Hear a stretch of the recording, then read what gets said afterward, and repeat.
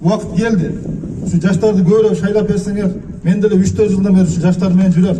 Булардын шаарыбызда аткарган жумуштарын көрүп, өзүмчө ачыгын айтсам, таң берем. Силер батаңарды берип турсаңар аксакалдар, булардын иштери алдыга чыгат. Келечек ушулардыкы. Булардын кылган иштерин айтып бүтпөйт негизи. Себеп булар ар бир нерсени кылса, Алла ыраазылык үчүн кылат да.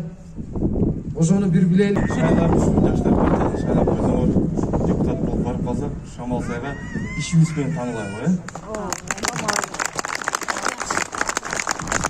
Ошо Сагын акелер менен чогуу болдум. Сагын акелер действительно кандай ишке тойбогон, ишин так аткарган. Жаштарга жол берсеңиздер, кары келсе ашка, жаш келсе ишке дейт.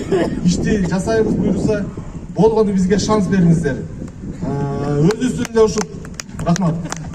Аны көйгөйлөрдү сезүү үчүн иштеш керек. Ошо иш. Буларды таанасаңыздар адашпайсыздар депчи. Биз кызмат кылып келгенбиз, дагы деле кызмат кыла беребиз. Рахмат. Жаштарды колдоп бергиле. Биздин номер 1. Кудай буйруса, мындан кийин шаарыбызда саясий кырдаалар өзгөрөт деп ойлойбуз. Рахмат. Айткан сөздөрүңөрдү абдан жакшы, иштеңерге ийгилик.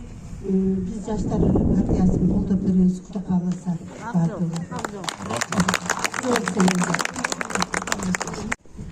Ушул өзүнүн шаар үчүн аракет кыла турган немелерди колдойбуз. Рахмат. Колдойм.